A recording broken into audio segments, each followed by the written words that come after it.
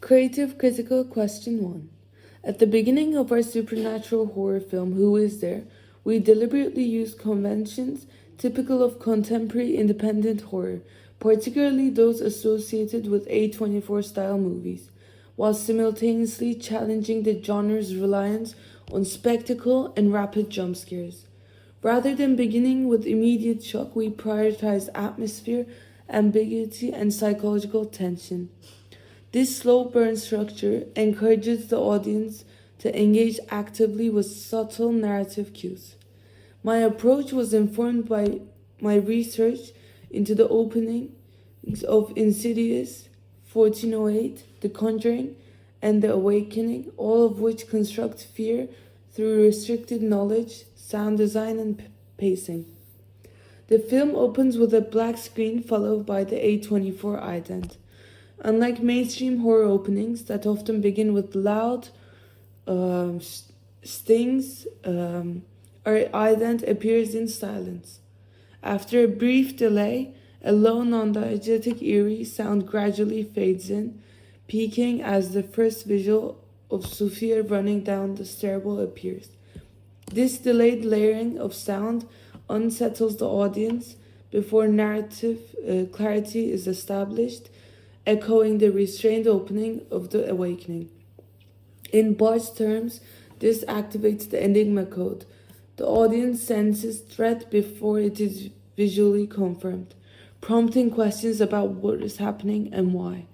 The opening sequence presents Sophia fleeing down a fire escape.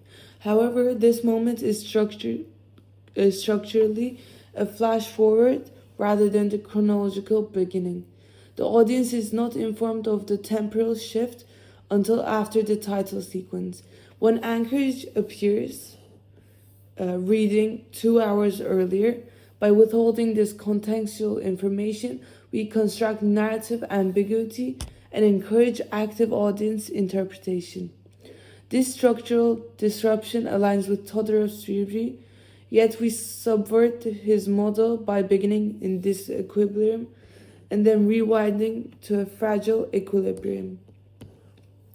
The tracking shot and restricted POV align the audience closely with Sophia's perspective, intensifying urgency and panic.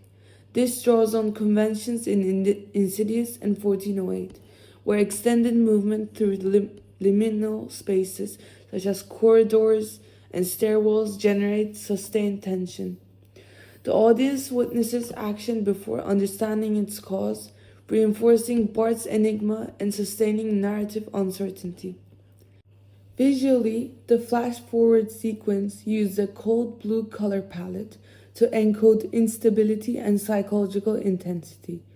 The muted tones signal disruption and distinguish the sequence from the warmer bedroom scene that follows. When Sophia reaches the alley, the framing compresses the space, transforming an exterior setting into a claustrophobic environment. This subverts Levi-Strauss's binary oppositions of inside versus outside and freedom versus confinement, as a supposedly open space becomes restrictive and threatening. The introduction of a CCTV-style POV briefly shifts identification from Sophia to the unseen watcher. Unlike her unstable handheld perspective, the surveillance frame is static and emotionally detached. This creates discomfort by momentarily aligning the audience with the controlling gaze. As a result, the sequence operates on 3 levels of identification: Sophia's subjective fear, the watcher's surveillance perspective, and a neutral observational viewpoint. This layered structure deepens narrative ambiguity and reinforces the enigma surrounding the unseen presence. Typograph further grounds the film within supernatural horror conventions. Following the chase sequence, the title Who Is There appears in a dark red serif font against a black background. My research into horror typograph indicated that serif fonts are frequently used in Gothic and supernatural horror because they convey tradition and certainty as seen in Insidious. The red color symbolizes danger and violence, while the serif form suggests an enduring supernatural threat. In Bart's terms, the title operates as an action code, punctuating the sequence and anchoring the film within the horror genre. The subsequent bedroom scene establishes a fragile equilibrium. Sophia is represented as an independent 18-year-old living alone, and her vulnerability stems from circumstance rather than incompetence. Drawing on Van Zunen, we avoid objectifying camera angles and instead use close-ups that emphasize perception and agency. Her fear is portrayed as rational and situational. Through Hall's theory of representation, the source of fear is constructed through atmosphere and ambiguity rather than through stereotyped depictions of gender or ethnicity. By situating the threat within the supernatural rather than a male antagonist, we avoid reinforcing traditional gendered horror tropes.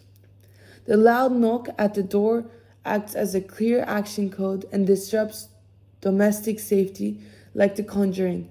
We use traditional spaces such as corridors and doorways to heighten tension. The note that slides through the mail slot simultaneously functions as an action code, physically invading the home, and as an enigma raising questions about the sender. The message "I am here" intensifies psychological threat without revealing antagonist. Moreover, the sequence escalates further when Sophia arms herself with a kitchen knife and shouts, "I have a knife!" asserting agency rather than passive fear.